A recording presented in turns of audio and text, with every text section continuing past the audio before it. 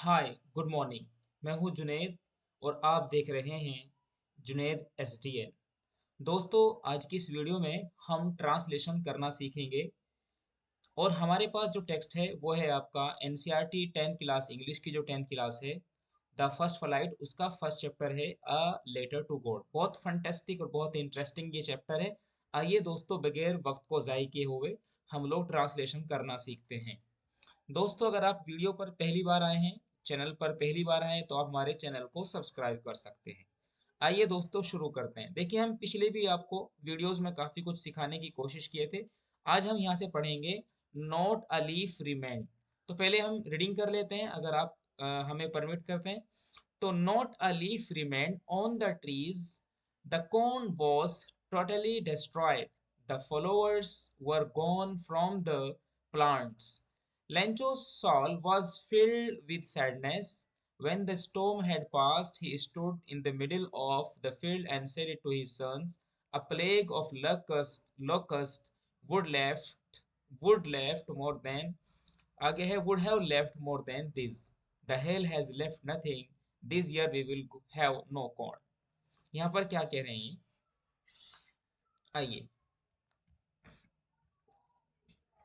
Not a leaf remain, एक पत्ती भी नहीं रही है। नॉट अ लीफ रिमेन, एक पत्ती भी नहीं रही है। रिमेन का मतलब होता है दोस्त बाकी रहना। रिमेन का मतलब क्या होता है? बाकी रहना।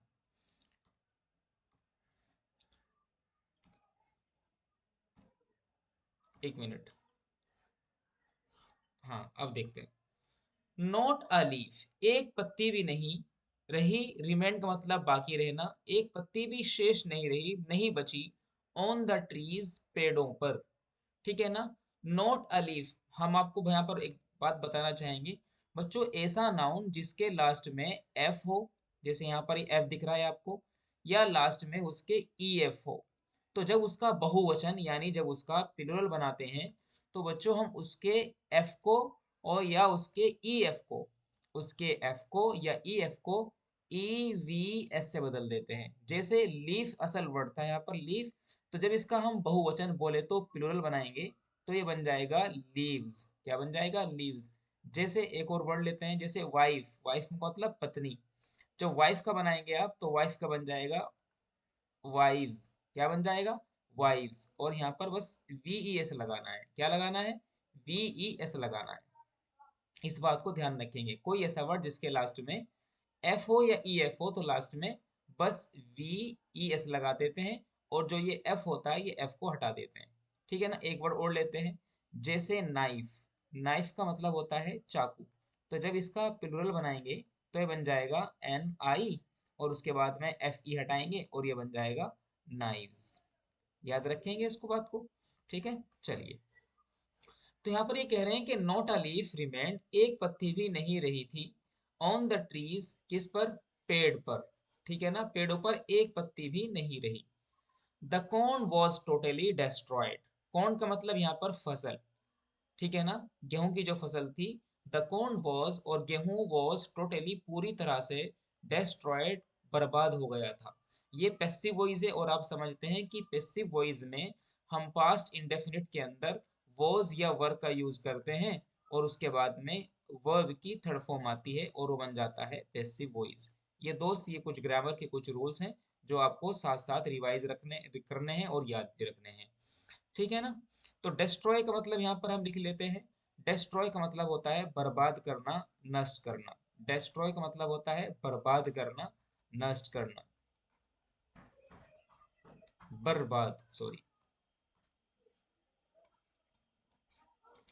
बर्बाद करना, नष्ट करना।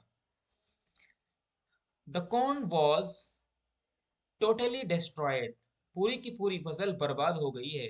द फ्लावर्स वर गॉन, और फूल वर गॉन, खत्म हो गए। फ्रॉम द प्लांट्स, प्लांट से यानी पेड़ से। प्लांट का मतलब पेड़। लेंचो सॉल, लेंचो की जो आत्मा थी, सॉल का मतलब होता है भाई आत्मा, एस ओ यू एल का मतलब होता है आत्मा। लेंचो की आत्मा वॉज फिल्ड, भरी हुई थी, विद सैडनेस, उदासी के साथ, उदासी से भरी हुई थी। सैडनेस का मतलब लिखेंगे यहाँ पर, सैडनेस का मतलब होता है उदासी। ये वर्ड बहुत इंपॉर्टेंट है और इसको आप याद रखेंगे, उदासी।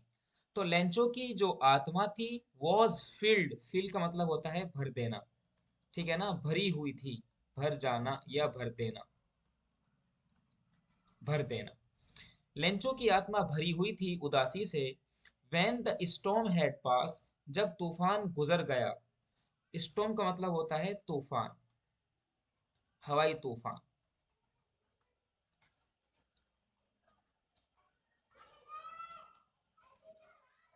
हवाई तूफान, जब हवाई तूफान हैड पास, पास का मतलब गुजर जाना, जब तूफान गुजर गया, गुजर जाना, गुजरना या गुजर जाना। जब तूफान गुजर गया, ही स्टूड, वो खड़ा हुआ, कौन, लेंचो, ये देखो ये खड़ा हुआ है, ठीक है ना। तो लेंचो खड़ा हुआ, कहां पर खड़ा हुआ लेंचो, लेंचो खड़ा हुआ in the middle of the field, middle का मतलब बीच में, ऑफ द फील्ड खेत, फील्ड का मतलब खेत, तो खेत के बीच में खड़ा हुआ, and said to his sons, और अपने बेटों से कहा, क्या कहा, a plague of locusts would, plague का मतलब होता है बीमारी, बीमारी जो सीजनल एपिडेमिक जो होती है, सीजनल, जैसे लॉकडाउन जो वायरस आया था ना, लोग कोरोना, वो एक प्लेग था वो, ठीक है ना, सीजनल डिसीज या सीजनल एपिडेमिक। लोकस्ट का मतलब होता है टिड्डी, यहाँ पर लिखा हुआ है locust, insects which fly in big swarms, वो कीड़े मकोड़े जो ग्रुप में, swarms का मतलब होता है ग्रुप, जो ग्रुप में उड़ते हैं, एंड डिस्ट्रॉय द क्रॉप्स, और पूरी फसल को बर्बाद कर देते हैं। तो इस लोकस्ट का मतलब लिखेंगे आप दोस्त यहाँ पर, टिड्डी, टिड्डी। तो टिड्डियों की बीमारी भी क्या कर देती, वुड, छोड़ देती, वुड हैव लेफ्ट, आगे लिखा हुआ है यहाँ पर वुड हैव लेफ्ट, छोड़ देती, मोर देन दिस, इससे भी कहीं ज्यादा, वुड हैव लेफ्ट, ये बना है दोस्त लीव की थर्ड फॉर्म है, ये लीव, लीव मीन्स छोड़ना। बहुत सारे लोग इसका ट्रांसलेशन जब करते हैं ना, तो इस लेफ्ट को फर्स्ट फॉर्म मान करके इसकी एक और फॉर्म बना देते हैं लेफ्टेड, जो कि पूरी तरह से गलत होता है, और एग्जाम देने पर यहाँ पर बहुत ज्यादा फर्क पड़ता है, वो आपके नंबर काटता है। तो लेफ्ट दरअसल ये थर्ड फॉर्म है लीव की, तो आप इसे बोलेंगे लीव में छोड़ना, उसकी सेकंड फॉर्म आती है लेफ्ट, और उसकी थर्ड फॉर्म भी लेफ्ट ही आती है, इसका मतलब होता है छोड़ना। क्या होता है भाई, छोड़ना, इतनी बात याद रखेंगे। तो कह रहे हैं कि the plague of locusts have would have left, ज्यादा छोड़ देती, मोर देन दिस, इससे भी ज्यादा, मतलब इससे भी ज्यादा छोड़ देती, याद रखेंगे इसको। चलिए अब आगे बढ़ते हैं। आगे बोल रहे हैं कि the hell has left nothing, hello का मतलब यहाँ पर आता है, ठीक है ना, बर्फ, हेल का मतलब बर्फ, ओला, हेल का मतलब ओला, जबकि हेल हैज लेफ्ट नथिंग, जबकि ओले ने कुछ नहीं छोड़ा है, ठीक है ना। यहाँ पर भी देखिए वही लेफ्ट थर्ड फॉर्म आ गई है, बात सारी समझ में यहाँ पर नहीं आ रही है। हाँ, हेल का मतलब ओला, और स्टॉर्म, हेल स्टॉर्म अगर बोलते हैं ना, हेल प्लस स्टॉर्म, तो बोलते हैं ऐसे तूफान को जिसमें ओले भी बरसते हों, याद रखेंगे। आगे बढ़ते हैं। तो the hell has left nothing, जबकि ओले ने कुछ भी नहीं छोड़ा। दिस ईयर, इस साल तो, we will have no corn, we will have, हम रखेंगे, नो कॉर्न, कोई भी अनाज नहीं, मतलब इस साल हमारे पास कुछ भी अनाज नहीं होगा। दैट नाइट, वो रात, वॉज अ सोरोफुल वन, बहुत उदास भरी रात थी। सोरोफुल का मतलब यहाँ पर लिखेंगे उदास, उदासी से भरी हुई। तो SORR, मेरे साथ साथ इसकी मीनिंग लिखते जाएंगे। सोरोफुल का मतलब होता है उदासी से भरा हुआ, उदासी से भरी हुई या भरा हुआ, दोनों में से कोई एक। तो वो रात उदासी से भरी हुई थी। All our work for nothing, हमारा सारा काम किसी काम के लिए नहीं था। ऑल आवर वर्क, हमारा सारा का सारा काम, फॉर नथिंग, उसका कोई फायदा नहीं हुआ। तो ट्रांसलेशन करेंगे, हमारे सभी काम का कोई फायदा नहीं हुआ, या हमारे इतने मेहनत के काम ने हमें कोई रिजल्ट नहीं दिया, ये भी कर सकते हैं translation. There is no one who can help us, there is no one, यहाँ पर कोई भी नहीं है, हु कैन हेल्प अस, जो हमारी मदद कर सकता हो। देयर इज नो वन, यहाँ पर कोई नहीं है, हु कैन हेल्प अस, जो हमारी मदद कर सकता हो। ये अपने आप में एक बहुत इंपॉर्टेंट है, इसको आप लिख लेंगे और लिखने के बाद में कोशिश करेंगे किसी भी तरह से कि आप इसको भूलेंगे नहीं। इसको आप क्या नहीं करेंगे भाई, इसको आप भूलेंगे नहीं, इसको कहीं पर इसको यूज कर सकते हैं अपने दोस्तों के साथ बैठे हुए, समाज में रहते हुए। आ रही बात समझ में? तो there is no one who can help us, हमारे पास कोई भी ऐसा नहीं है जो कोई मदद कर सके। अस का मतलब होता है हमारी, जो कोई हमारी मदद कर सके। वी ऑल वी शेल, ये दरअसल यहाँ पर ये था वी शेल, यहाँ पर जो ये है ना, ये वाला जो हिस्सा है ये अपॉस्ट्रोफी है और हमने इसको कॉन्ट्रैक्ट कर रखा है। देखिए एक चीज होती है कॉन्ट्रैक्शन, क्या होती है एक चीज? कॉन्ट्रैक्शन, स्पेलिंग याद रखेंगे, कॉन्ट्रैक्शन। कॉन्ट्रैक्शन का मतलब होता है जब दो या दो से ज्यादा वर्ड्स को मिला करके सिर्फ सिंगल एक वर्ड बना लिया जाता है। जैसे आपने पढ़ा होगा डिड नॉट, तो डिड नॉट को हम लोग जब कॉन्ट्रैक्ट करते हैं तो ये बन जाता है डिडंट। क्या बन जाता है भाई? डिडंट। इसी तरह से होता है इज नॉट, इज नॉट को जब कॉन्ट्रैक्ट करते हैं तो ये बन जाता है इजंट। क्या बन जाता है? इजंट। इसकी बहुत ज्यादा जरूरत पड़ती है और ये यूज काफी ज्यादा होता है। तो यहाँ पर भी हमने कॉन्ट्रैक्ट किया है। असल ये वी शेल था। आप सब समझते हैं कि फ्यूचर इंडेफिनिट में आई और वी के साथ में हम लोग शेल यूज करते हैं और अदर सब्जेक्ट के साथ में, अदर्स के साथ में हम लोग क्या यूज करते हैं? विल यूज करते हैं। तो यहाँ पर भी हम ये मानेंगे कि यहाँ पर ये क्या है? यहाँ पर ये शेल है। चलिए, तो अब क्या बोल रहे हैं यहाँ पर? ये बोल रहे हैं कि वी शेल, लेकिन यहाँ पढ़ेंगे will all go hungry this year, इस साल तो हम भूखे ही रहेंगे। हंगरी का मतलब होता है भूखा और हंगर का मतलब होता है भूख। तो यहाँ पर देखेंगे, अगर बोलेंगे हंगरी तो मतलब होता है भूखा, जो कि ये क्या है? भूखा, बड़ी वाली मात्रा आएगी भूखा। ये तो एक एडजेक्टिव है। और हंगर का मतलब होता है भूख, ये एक नाउन है, इसका मतलब होता है भूख। कुछ लोग भूख को कैसे लिखते हैं? भूख। ठीक है ना, ये आपका नाउन है और ये आपका एडजेक्टिव है, याद रखेंगे। इसके बाद आगे बढ़ते हैं, ठीक है ना। अगर आपको फायदा हो रहा है तो लाइक कर सकते हैं, शेयर कर सकते हैं, चैनल को सब्सक्राइब भी कर सकते हैं। But in the hearts of all, लेकिन सभी के दिलों में, वो लिव, जो रहते थे, इन दैट सॉलिटरी हाउस, उस अकेले घर में। सॉलिटरी का मतलब होता है ऐसा, सॉलिटरी हाउस का मतलब होता है ऐसा घर जो अकेला हो। ठीक है ना, अकेला घर, अकेला, अकेला घर। तो याद रखेंगे।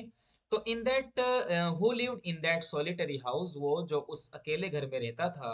जो कौन घर? जो in the middle of the valley, जो वैली के बीच में था, घाटी के बीच में था। There was a single hope, सिर्फ वहां एक उम्मीद थी। होप का मतलब आशा। होप का मतलब रखेंगे भाई यहाँ पर, होप का मतलब आशा लिखेंगे। होप, होप का मतलब होता है आशा, आशा। ठीक है ना, होप का मतलब आशा, उम्मीद।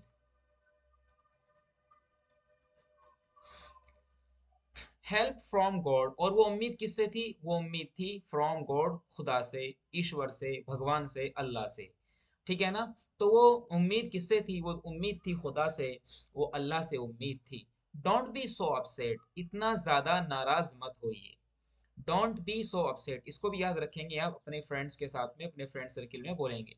डोंट बी सो अपसेट, इतना ज्यादा नाराज मत होइए। इवन दो, हालांकि, दिस सीम्स, ये ऐसा लगता है, लाइक अ टोटल लॉस, के जैसे कि पूरा ही पूरा बर्बाद हो गया हो, नुकसान हो गया हो। इवन दो, हालांकि ये ऐसा है, दिस सीम्स, ये लगता है, लाइक अ टोटल लॉस, पूरी तरह से बर्बाद हो चुका है, लेकिन फिर भी परेशान मत होइए। रिमेंबर, याद रखिए। रिमेंबर का मतलब होता है याद रखना। एक होता है याद करना और एक होता है याद रखना।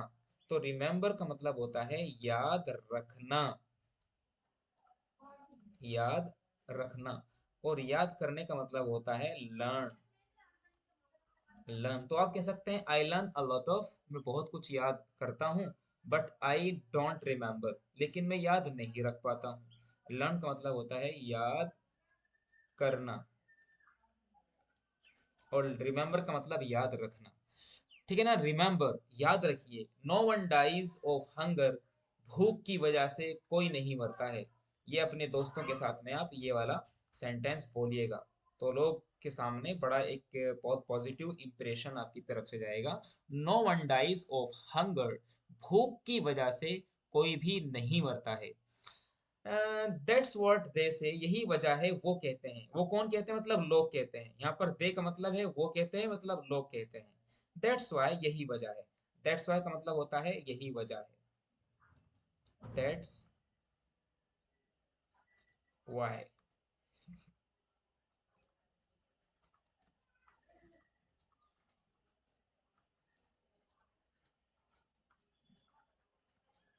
यही वजह है, लोग कहते हैं कि वो कहते हैं क्या, कि no one dies of hunger, के कोई भी भूखा नहीं मरता है, मतलब भूख की वजह से नहीं मरता है। हंगरी का मतलब भूखा और हंगर का मतलब भूख, यानी भूख की वजह से कोई नहीं मरता है। इसका मतलब और ऊपर वाले का मतलब बिल्कुल सेम है, कोई डिफरेंस दोनों में नहीं है। आगे बढ़ते हैं। ऑल थ्रू द नाइट, पूरी की पूरी रात। इसका क्या ट्रांसलेशन करेंगे आप? ऑल थ्रू द नाइट, पूरी की पूरी रात। लैंचो थॉट, लैंचो ने सोचा। Only of his one hope, सिर्फ और सिर्फ अपनी अकेली उम्मीद के बारे में। लैंचो, लैंचो ये सब्जेक्ट हुआ हमारा, ठीक है ना, और थॉट हमारा वर्ब हुआ, सब सेकंड फॉर्म है। थिंकी, ओनली, लेंचो ने सोचा, ओनली सिर्फ, ऑफ हिज वन होप, सिर्फ अपनी अकेली उम्मीद के बारे में। द हेल्प ऑफ गॉड, और वो उम्मीद थी खुदा की उम्मीद, ईश्वर की उम्मीद। होज आईज, जिसकी आंखें, होज आईज जिसकी आंखें, as he had been instructed, ऐसा लगता है जैसे उसको इंस्ट्रक्शन दिया गया था, जैसे उसको पढ़ाया गया था, जैसे उसको बताया गया था। क्या, सी एवरीथिंग, वो हर चीज को देखती थी। इवन, यहाँ तक कि ये भी, कि what is deep in one's conscience, conscience, कि किसी के दिल के अंदर क्या है। कॉन्शियंस का मतलब होता है एन इनर सेंस, यहाँ पर लिखा हुआ है। कॉन्शियंस का मतलब होता है क्या? An inner sense of right and wrong, ठीक है ना, किसी चीज के अंदर घुस करके उसकी अच्छाई और बुराई को जान लेने को बोलते हैं इनर से कॉन्शियंस। यहाँ तक कि वो किसी के कॉन्शियंस के अंदर भी झांक करके देखना जानती थी। कौन? लेंचो की आंखें। Lencho was an x of, sorry, Lencho was an ox of a man. Lencho एक बेल की तरह का आदमी था। ट्रांसलेशन करेंगे इसका। लेंचो एक बेल की तरह का आदमी था। लेंचो वॉज, लेंचो था, एन ओक्स एक बेल, ऑफ मैन लोगों में से, लोगों में, लोगों का एक बेल था, मतलब लेंचो बेल की तरह काम करता था, बड़ा मेहनती था। तो Lencho was an ox of a man, इसका ट्रांसलेशन करेंगे कि वो एक बहुत मेहनती आदमी था। जैसे बेल है ना, बेल बगैर चूं चरा किए हुए काम करता रहता है खेत के अंदर, तो वैसे ही यहाँ पर भी यही कहने की कोशिश की जा रही है। तो लेंचो एक बहुत मेहनती आदमी था, इसका यहाँ पर कर लेंगे, इसको भी अंडरलाइन, हाई मतलब हाईलाइट करेंगे, और इसको भी यूज करेंगे आप लोग। उसके बाद यहाँ पर बोलेंगे आप, वर्किंग लाइक एन एनिमल, वो काम करता था एक जानवर की तरह, इन द फील्ड्स, खेतों में। वर्किंग, काम करता था, लाइक एन एनिमल, एक जानवर की तरह, इन द फील्ड्स, खेतों के अंदर। बट, लेकिन, स्टिल ही नो, लेकिन अब तक भी उसे पता था, वो जानता था, हाउ टू राइट, के कैसे लिखना होता है, यानी वो लिखना जानता था। ठीक है ना। आप यहाँ पर ऑब्जेक्शन मत करिए कि सर यहाँ पर जो ये नु है सेकंड फॉर्म है, तो सेकंड फॉर्म का जो पास्ट इंडेफिनिट में जो हम सेकंड फॉर्म यूज करते हैं, तो वहां पर तो क्या होता है उसका, या ई या था थी का ट्रांसलेशन करते हैं। लेकिन मैं जानता हूँ इस चीज को आपको ये गलत लगेगा, लेकिन वही ट्रांसलेशन बेहतर करने के लिए और स्टोरी को एक कोहेरेंट वे में ढालने के लिए जरूरी है कि हम अपनी तरफ से कुछ ट्रांसलेशन को थोड़ा सा अमेंड कर सकते हैं। तो Lencho was an ox of a man working like an animal in the fields, but still he knew how to write, लेकिन वो अब तक भी लिखना जानता था। The following Sunday, आने वाले संडे को, अगले दिन संडे को, एट डे ब्रेक, सुबह सवेरे, he began, उसने लिखना शुरू किया, to write, लिखना, उसने शुरू किया लिखना, he began to write, उसने लिखना शुरू किया, a letter, एक लेटर, कौन सा लेटर? which he himself, जिसको वो खुद से ही would carry, ले जाता, to town, शहर में, and place, और डाल देता है, in the mail, मेल के अंदर। जो प्लेस का मतलब होता है डालना, प्लेस का मतलब होता है रखना, डालना। देखिए प्लेस का मतलब एक तो होता है जगह, जगह, लेकिन इसका जगह ट्रांसलेशन ये इसका मतलब तब होता है जब ये एक नाउन होता है। क्या होता है? नाउन होता है। लेकिन प्लेस का मतलब होता है रखना। प्लेस, प्लेस का मतलब होता है दबाना, रखना। कब? जब ये वर्ब होता है। जब ये वर्ब होता है इसका मतलब हो जाता है रखना, दबाना, डालना, फेंकना, ये सारी मीनिंग इसकी आ जाती है। डालना, फेंकना। आगे बढ़ते हैं। Town and place it in the mail, और वो उस लेटर को मेल के अंदर डाल देता है। इट वॉज नथिंग, ये कुछ भी नहीं था, less than a letter to God, खुदा के नाम एक खत से ज्यादा। इट वॉज नथिंग, ये कुछ भी नहीं था, लेस का मतलब कम, ठीक है ना, ये कम नहीं था, खुदा के नाम एक खत से ज्यादा, यानी ये तो सिर्फ एक खुदा के नाम एक खत था। उम्मीद करता हूँ दोस्त आपको ये अच्छा लगा होगा ट्रांसलेशन। अगर ट्रांसलेशन अच्छा लगा है और आपने कुछ सीखा है, या कुछ और आप इसमें कुछ नई चीज़ ऐड कराना चाहते हैं या निकालवाना चाहते हैं, तो आप प्लीज़ हमें कमेंट कर सकते हैं, हमारे चैनल को सब्सक्राइब कर सकते हैं। इसी तरह से हमें आप लाइक कर सकते हैं, आप हमारे इस वीडियो को शेयर कर सकते हैं, और इसी तरह से अपने दोस्तों को, रिलेटिव्स को आप सजेस्ट कर सकते हैं। हम मिलेंगे नेक्स्ट वीडियो में इस पूरे चैप्टर को ख़त्म करने के इंटेंशन के साथ। तब तक के लिए आप हमारे चैनल को सब्सक्राइब कर लीजिएगा, हमारी वीडियो से फ़ायदा उठाइए। थैंक यू, धन्यवाद।